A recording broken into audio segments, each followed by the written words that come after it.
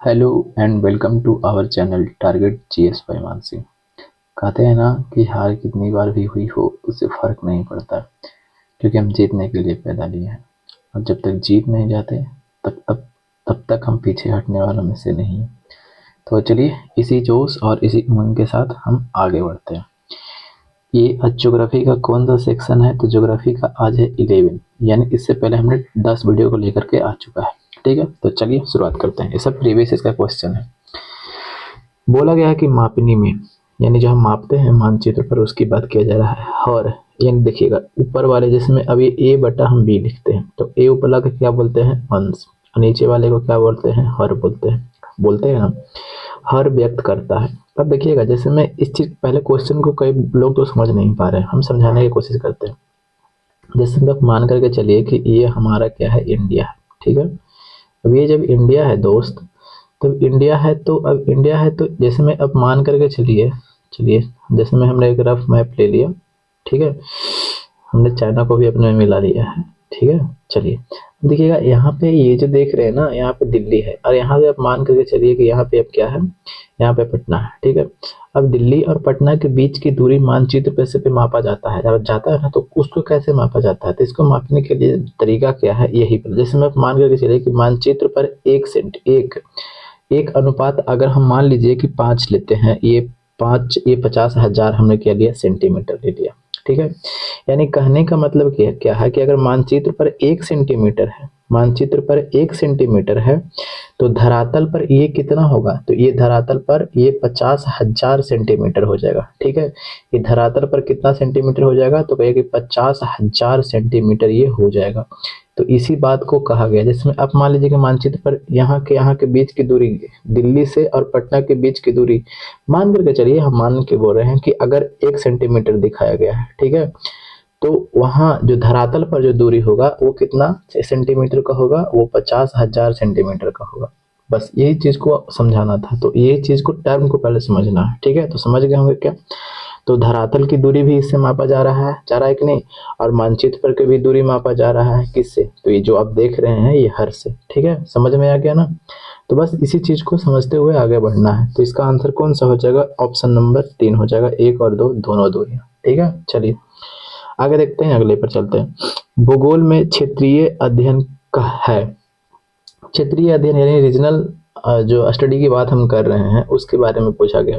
तो जो रीजनल में हम लोग क्या क्या कर सकते हैं, किस चीज का अध्ययन कर सकते हैं? जैसे में आप क्षेत्रीय में देख सकते हैं, तो भौगोलिक में क्या क्या हम कर सकते हैं। ठीक है, जैसे में आप वहाँ का पर्यावरण को देख सकते हैं। ठीक है, पर्यावरण को देख सकते हैं, फिर उसके बाद में जलवायु को देख सकते हैं, फिर उसके बाद में आप अगर अगर आप इस धार्मिक लिहाज से देखें तो सांस्कृतिक को भी देख सकते हैं, सांस्कृतिक को भी देख सकते हैं। यानी बहुत से चीज को आप यहाँ पे क्या करते हैं कि क्षेत्रीय, जो मतलब कि भूगोल के अंतर्गत में जो क्षेत्रीय चीजों को अध्ययन किया जा सकता है, ये सभी चीजों का अध्ययन किया जा सकता है। तो यह क्या है? एक अप्रोच है, एक उपागम है। अप्रोच मतलब क्या होता है? उपागम है। ये एक क्या है? तो ये अप्रोच है। तो अप्रोच मतलब क्या होता है? उपागम। बस, ठीक है, तो इसका आंसर कौन सा हो जाएगा? तो ऑप्शन नंबर 3 हो जाएगा। ठीक है, चलिए आगे बढ़ते हैं। क्या बोला गया है कि निम्नलिखित में से कौन सा पदार्थ प्राकृतिक रूप में ठोस में, द्रव में और गैस अवस्था में पाया जाता है? समझ रहे हैं, यानी तीनों में पाया जाता है। तो वो कौन सा है? काफी आसान सा क्वेश्चन है। ये जल जल ठोस में भी पाया जाता है, द्रव में भी और गैस में भी। तो इसमें क्या डिटेल्स हम बताएं? संचार के लिए वायुमंडल की कौन सी परत में उपग्रह स्थापित किए जाते हैं? देखिएगा जैसे में आप जानते हैं कि सबसे नीचे वाले मंडल को हम लोग क्या बोलते हैं? तो बोलते हैं क्षोभ मंडल। ठीक है, क्षोभ मंडल। फिर ऊपर वाले मंडल को हम लोग क्या बोलते हैं? तो कहेंगे समताप मंडल बोलते हैं। ठीक है, और फिर ऊपर वाले मंडल को हम लोग क्या बोलते हैं? मध्य मंडल बोलते हैं। ठीक है, मध्य मंडल। और इसके वाला ये वाला को आयन मंडल बोलते हैं। ठीक है, और ये सबसे ऊपर में जो होता है उसको वायुमंडल बोलते हैं। ठीक है, वायुमंडल बोलते हैं। तो यही पूछा गया है कि जो हमारा जो ये जो कौन सा उपग्रह के, इधर हो ना भाई, उपग्रह जो स्थापित होता है वो कौन से मंडल में? जैसे मैं बाकी सब जो और भी जो होते हैं, अधिकतर उपग्रह की हम बात करते हैं, तो यहाँ पे आपको ये वायुमंडल में आपको देखने को मिलता है। ठीक है, वायुमंडल में। लेकिन जो रेडियो संचार के लिए जो होता है वो यहाँ पे भी इसको स्थापित किया जाता है, आयन मंडल में भी स्थापित किया जाता है। ठीक है, तो रेडियो जो जिस हम रेडियो पहले चलाते थे, ठीक है, हम लोग पहले चलाते थे रेडियो, तो उसके लिए कहाँ से हम लोग को रिफ्लेक्ट करती है, यहीं से, आयन मंडल से, यानी यहीं पे उसको स्थापित किया जाता है, ठीक है, क्योंकि रेडियो का फ्रिक्वेंसी तो ज़्यादा है नहीं, ठीक है ना, तो इसीलिए क्या किया जाता है कि इसको यहाँ पे स्थापित किया जाता है, ठीक है। चलिए, तो इसका आंसर कौन सा हो जाएगा? समताप मंडल तो होगा नहीं, क्षोभ मंडल तो होगा नहीं, क्षोभ सीमा नहीं, ऑप्शन नंबर क्या हो जाएगा? तो ऑप्शन नंबर आपका हो जाएगा 4, आयन मंडल, ठीक है। चलिए आगे देखते हैं अगले पर। विश्व का सबसे गहरा महासागर, काफी आसान सा क्वेश्चन है, कौन सा है? तो ये प्रशांत महासागर है। तो चैलेंजर गर्त की अगर हम बात कर देते हैं, चैलेंजर गर्त, ये चैलेंजर गर्त जो आपको पड़ता है, ये प्रशांत महासागर में ही पड़ता है, जो पृथ्वी पर का सबसे गहरा ये गर्त है। लगभग 11 किलोमीटर के आसपास में इसकी गहराई है, समझिए कि माउंट एवरेस्ट भी उसमें डूब जाएगा, इतना गहरा है चैलेंजर गर्त, ठीक है। चलिए, वायु का वेग निम्नलिखित में से किसमें सबसे अधिक होता है? देखिएगा, इस चीज को समझिएगा। टॉर्नेडो की अगर हम बात करते हैं ना, टॉर्नेडो, ये टॉर्नेडो होता क्या है? ये जो है ना, जैसे टॉर्नेडो चलता कैसे है, ये क्या है? तूफान है। ये तो तूफान कैसा है? ऐसे ऐसे जो गोल गोल जो घूमता है ना, उसी को हम लोग क्या बोलते हैं? टॉर्नेडो बोलते हैं। ये काफी विनाशकारी होता है टॉर्नेडो। अब जैसे में क्या होता है कि इसकी मैक्सिमम वेग की अगर हम बात कर देते हैं, तो इसका मैक्सिमम वेग लगभग 500 किलोमीटर प्रति घंटा तक हो सकता है, ठीक है, 500 किलोमीटर तक इसका मैक्सिमम वेग हो सकता है। और ये, अब जैसे में एक है टाइफून, और एक है क्या? हरिकेन, हरिकेन, और एक क्या है? तो एक है साइक्लोन। ये तीनों के तीनों जो है एक ही है। ये क्या है? ये समुद्री तूफान है। ये तीनों के तीनों क्या है? समुद्री तूफान है, समुद्री तूफान है। अब ये समुद्री तूफान है, तो इसका वेग जो होता है ना, इसका मैक्सिमम वेग की अगर हम बात कर देते हैं, तो मैक्सिमम वेग 120 किलोमीटर प्रति घंटा हो सकता है, ठीक है ना, इसका मैक्सिमम वेग। तो हमें पूछा क्या कि वायु का वेग निम्नलिखित में से किसमें सबसे अधिक? तो सबसे अधिक किसमें? टॉर्नेडो में। तो ऑप्शन नंबर क्या हो जाएगा? तो 4 हो जाएगा, ठीक है। चलिए, सूर्य और तारों की ऊर्जा का स्रोत क्या है? तो काफी आसान सा क्वेश्चन है, विखंडन नहीं, ये कहाँ से? ऑप्शन नंबर 3 हो जाएगा, ठीक है। नाभिकीय संलयन, देखिएगा क्या होता है ना, नाभिकीय संलयन में क्या होता है, अब यहाँ पे लिखते हैं नाभिकीय संलयन। नाभिकीय संलयन में होता क्या है? जैसे में क्या होता है संलयन की अगर हम बात कर देते हैं, दो हल्का नाभिक, ठीक है, दो हल्का परमाणु, दो हल्के परमाणु, ठीक है, दो हल्का परमाणु से भाई, दो हल्के परमाणु जुड़कर एक भारी नाभिक का निर्माण करते हैं। नाभिक का क्या करते हैं? निर्माण करते हैं। इसमें रिएक्शन पूछता है, जैसे में ये और ये, इसको क्या बोलते हैं? देखिएगा, ये एक, देखिएगा हाइड्रोजन के 3 समस्थानिक होते हैं, एक ये होते हैं, एक ये होते हैं, और एक ये होते हैं। इसको बोलते हैं प्रोटियम, इसको बोलते हैं ड्यूटेरियम, और इसको बोलते हैं ट्राइटियम। तो ड्यूटेरियम और ट्राइटियम जब संयोग करता है, तो उसके बाद ये बनता है क्या? हीलियम। तो हीलियम ये बन गया, और प्लस में ये एनर्जी क्या करता है? यहाँ पे इसमें टर्न दीजिए, एनर्जी काफी मात्रा में आपको ये रिलीज करता है, ठीक है। ये आपको रिएक्शन है किसका? तो ये रिएक्शन है आपको, ये नाभिकीय संलयन का, जो आपको याद कर लेना है, ठीक है, पूछा जाता है एग्जाम में, तो इसीलिए हमने बता दिया। ऑप्शन नंबर क्या हो जाएगा? 3 हो जाएगा। आगे देखते हैं अगले पे, कि सौरमंडल के किस ग्रह को वैक्यूम क्लीनर कहा जाता है? वैक्यूम क्लीनर मतलब समझते हैं ना, जो चीजों को अवशोषित कर लेता है, ठीक है, चीजों को क्या कर लेता है? साफ करने। वैक्यूम क्लीनर मतलब कि साफ करने वाला उसको बोला गया है, ठीक है। जैसे में क्या होता है कि आपने इसके बारे में हमने पढ़ाया था, बृहस्पति के बारे में। बृहस्पति क्या है? तो बृहस्पति का जो द्रव्यमान है ना, इसका मास की अगर हम बात कर लेते हैं, तो इसका मास सबसे बड़ा है, सबसे ज्यादा है। और जब मास सबसे ज्यादा है, तो ग्रेविटेशनल फोर्स भी इसका ज्यादा ही होगा, अपनी ओर वस्तुओं को ज्यादा खींचेगा। वो खींचेगा कि नहीं खींचेगा? तो कहेगी हाँ, जिसका मास ज्यादा होगा ग्रेविटेशनल, यानी अब वस्तुओं को अपनी ओर ज्यादा आकर्षित कस के करेगा, ठीक है। तो ये बृहस्पति जो है, जैसे में अब ये चारों तरफ जो इसके उल्का पिंड वगैरह होते हैं, ये बृहस्पति मान लीजिए कि ये है, इस चारों तरफ उल्का पिंड जो होते हैं, तो इसका ग्रेविटेशनल फोर्स तो काफी ज्यादा है, तो ये जितने भी जो आसपास के जो उल्का पिंड होते ना है उसको क्या कर लेते हैं, अपनों में अवशोषित कर लेते हैं, क्योंकि इसका ग्रेविटेशनल फोर्स इतना ज्यादा है कि ये सम के तो कम होता है, बृहस्पति की तुलना में तो कम होगा। और ये वाला फार्मूला पढ़े ना, F बराबर G m1 × m2/r², पढ़े हैं ना। तो देखिएगा जिसका द्रव्यमान ज्यादा रहेगा, जिसका द्रव्यमान अगर ज्यादा है तो ग्रेविटेशनल यानी गुरुत्वाकर्षण भी तो ज्यादा लगेगा। तो ये बृहस्पति का तो आपको ज्यादा है ग्रेविटेशन, अथी मास ज्यादा है, तो ग्रेविटेशन भी इसका ज्यादा होगा। तो जो छोटे छोटे जो आपको उल्का पिंड होते हैं वो सबको क्या कर लेते हैं, खींच लेते हैं। तो इसीलिए उसे वैक्यूम क्लियर कहा जाता है। तो क्वेश्चन को पहले समझना है। तो ऑप्शन नंबर क्या हो जाएगा, तो 1 हो जाएगा। ठीक है। आगे क्या बोला गया है कि ओरियन तारामंडल का दूसरा नाम क्या है। देखिएगा ओरियन तारामंडल जो है ना, जिसमें ये भूमध्य रेखा है ना, ठीक है, तो भूमध्य रेखा जैसे ऊपर में क्या है, तो ऊपर में एक स्थित है, तो इसके दुनिया भर में इसे कौन से नाम से जाना जाता है, यहाँ पे ऐसे करके स्थित है, ठीक है। तो इसे एक नाम है, उस नाम को कौन सा है, तो ये हंटर नाम से जाना जाता है। ठीक है। तो इसका ऑप्शन नंबर क्या हो जाएगा, तो 4 हो जाएगा। और भू स्थिर उपग्रह पृथ्वी से कितनी ऊंचाई पर, तो काफी आसान सा क्वेश्चन है, 36,000 किलोमीटर। तो इसमें क्या बताना है, ये सब तो नॉर्मल नॉर्मल क्वेश्चन है, इसके बारे में आप जानते होंगे। अब कुछ चीजें याद करने वाला होता है, जिसमें ओरियन का दूसरा नाम ही एक तरह से आप बोलिए तो क्या है, तो हंटर है। तो इसको याद करने वाले, इसमें समझने वाली कोई बात नहीं है।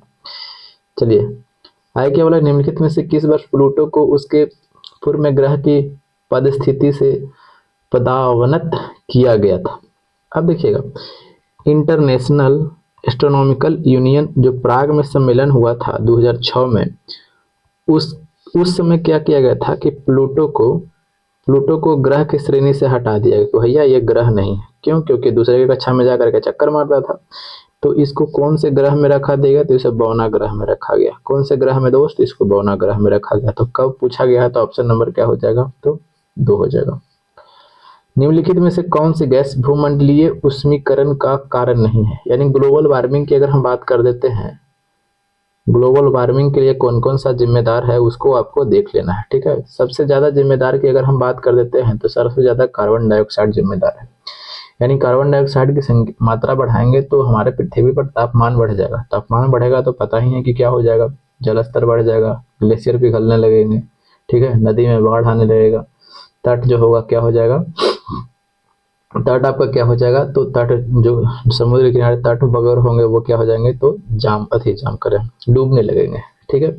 फिर उसके बाद में क्या करते हैं, मीथेन, थोड़ा तबियत ठीक नहीं है, मीथेन की बात करते हैं। फिर उसके बाद में कुछ मात्रा में जलवाष्प भी आपको देखने को मिलता है। ठीक है, जलवाष्प देखने को मिलता है। फिर उसके बाद में आप CFC भी कुछ मात्रा में आपको देखने को मिलता है। ठीक है। और फिर एक ठो और आपको क्या आता है, नाइट्रस ऑक्साइड। ठीक है।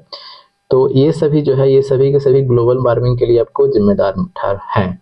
तो इसमें कौन सा ग्लोबल वार्मिंग में CO2 तो है, तो खत्म हो जाएगा, जलवाष्प भी है, नाइट्रस ऑक्साइड भी है। तो ऑप्शन नंबर क्या हो जाएगा, सल्फर डाइऑक्साइड, ये नहीं है। ठीक है।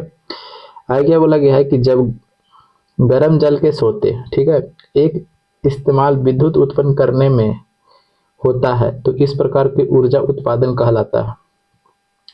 तो जैसे में हॉट स्प्रिंग की जैसे में बात किया जाता है, गर्म जल के जैसे में, अब देखिए गर्म जल के सोते जो है, स्रोत जिसको आप बोल सकते हैं, तो गर्म जल के स्रोत जब गिर रहे हैं, ठीक है, तो इससे गिर रहे हैं तो जो भूमि जो है, ये भूमि में ऊर्जा तो होगा ना, तो और भूमि में ऊर्जा होगा तो वही बात बोला गया है कि तो ये इस प्रकार की ऊर्जा उत्पादन करता है। तो कौन सा, तो भू उष्मीय ऊर्जा। ऑप्शन नंबर 3 हो जाएगा। काफी आसान सा क्वेश्चन है, खाली इसको पकड़ना। सोते से कई लोग बच्चे कंफ्यूज कर जाते हैं, तो बिल्कुल नहीं।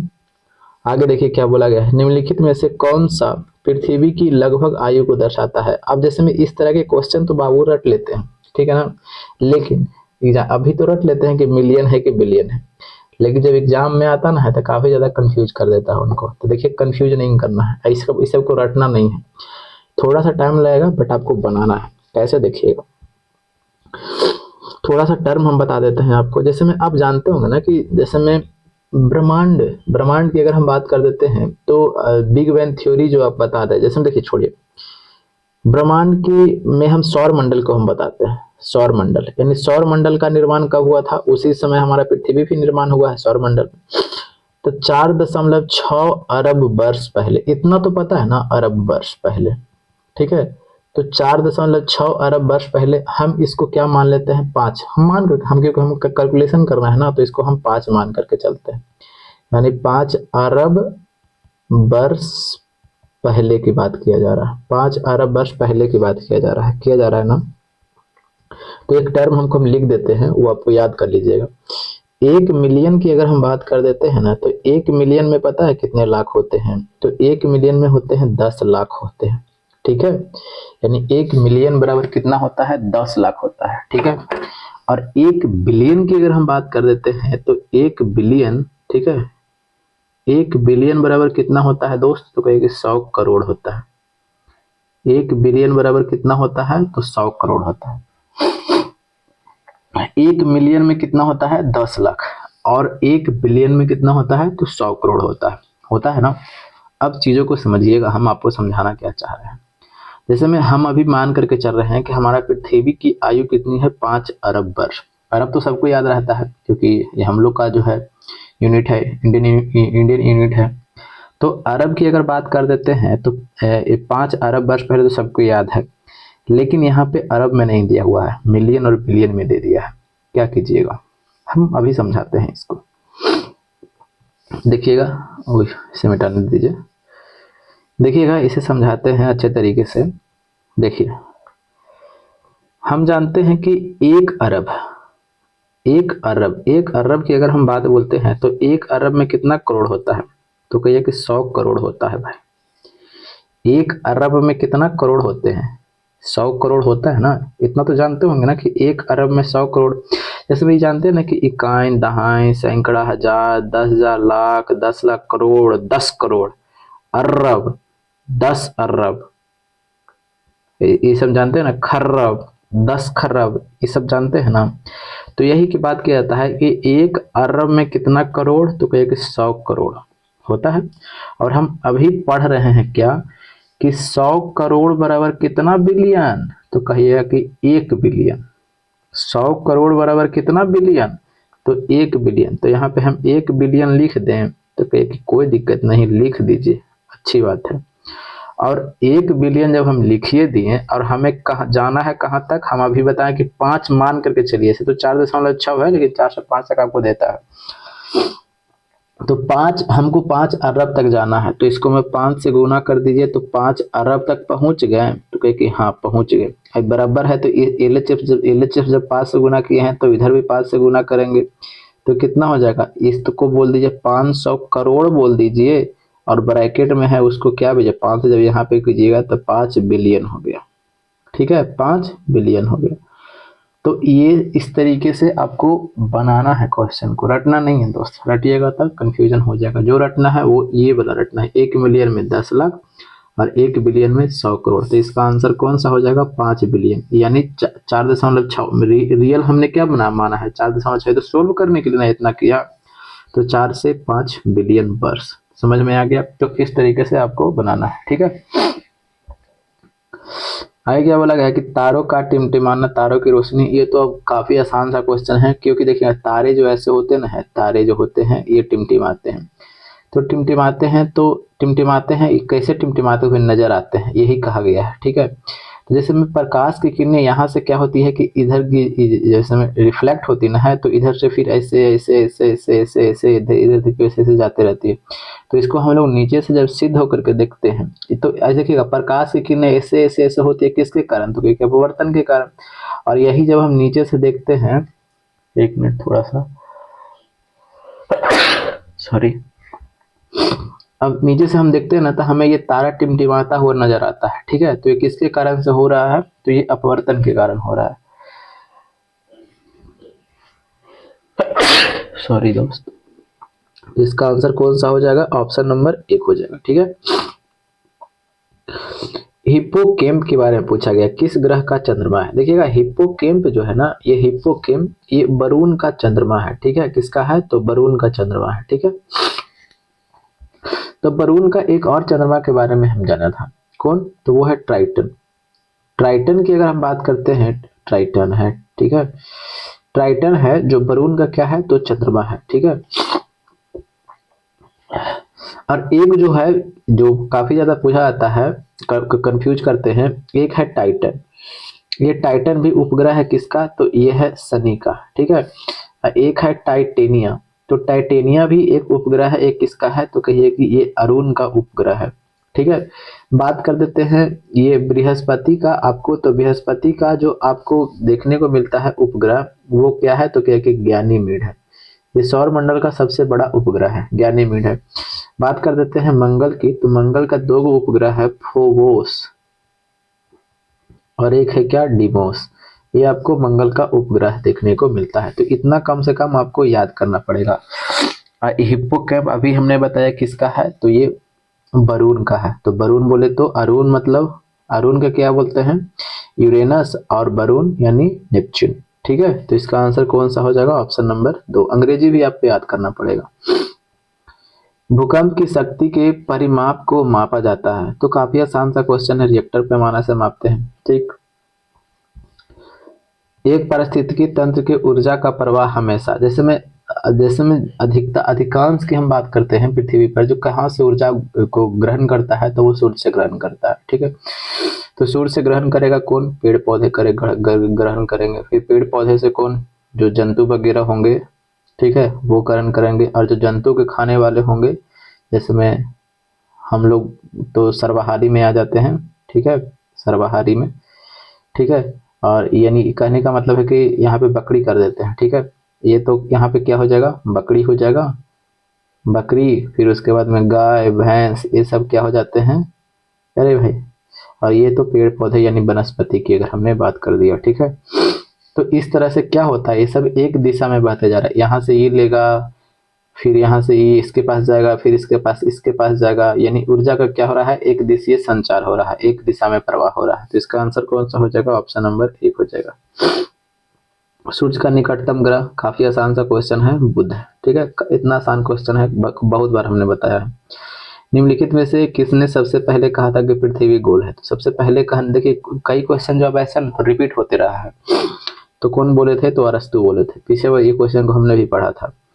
किस ग्रह के चारों ओर वलय है। देखिएगा, वलय की अगर हम बात कर देते हैं तो शनि ग्रह के भी वलय है। शनि ग्रह पर कितना वलय है, तो 7 गो वलय है। ठीक है, 7 वलय है। और बात कर देते हैं अरुण पर भी, तो अरुण पर कितना वलय है, आपको 9 वलय देखने को मिलता है।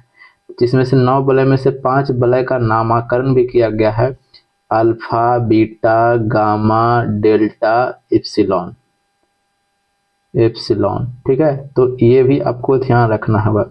तो यहाँ पे देखते हैं किसका आंसर दिया है, शनि दिया है ऑप्शन में, लेकिन वरुण नहीं दिया, तो इसलिए हम शनि को मार करके चलेंगे। ठीक है, शनि की बात कर देते हैं तो इसमें अधिकांश क्या होता है, हाइड्रोजन और हीलियम से ये बना हुआ है। ठीक है, चलिए इसके सबसे बड़ा उपग्रह की अगर हम बात कर देते हैं तो कौन सा है, तो क्या कि टाइटन है। ठीक है, चलिए अभी हमने देखा। देखिएगा, ये क्वेश्चन क्या बोला गया है, निम्नलिखित में से युग्म सुमेलित नहीं है। नहीं को पहचानना है। चिनुक जो है ना, ये चिनुक, ये आपको अमेरिका में ये हवा है, गर्म हवा ये बहती है। ठीक है, ये चिनुक, तो ये तो सही है, हमें पूछा गया है नहीं, तो खत्म हो गया। फान की बात कर देते हैं तो ये आपको आल्पस पर्वत के जो देख रहे हैं ना, वहां पे ये हवा बहती है, तो ये भी सही है। सिराको की बात कर देते हैं तो देखिएगा, अगर हम बात कर देते हैं इसकी, ठीक है, ठीक है, तो यहाँ पे जो सहारा मरुस्थल है ना, यहाँ से हवाएं क्या होती है, उठती है। और हवाएं उठती है तो जो मरुस्थल है, यहाँ से जो बालू के कण जो होते हैं, वो क्या करते हैं, अपने साथ में उड़ाते लेके चले जाते हैं। और जब उड़ा के लेते चले जाते हैं तो ये वाला तो भूमध्य सागर है। ठीक है, अभी भूमध्य सागर से नमी ग्रहण करता है और फिर इटली वगैरह में क्या कर देता है, वर्षा करवाता है।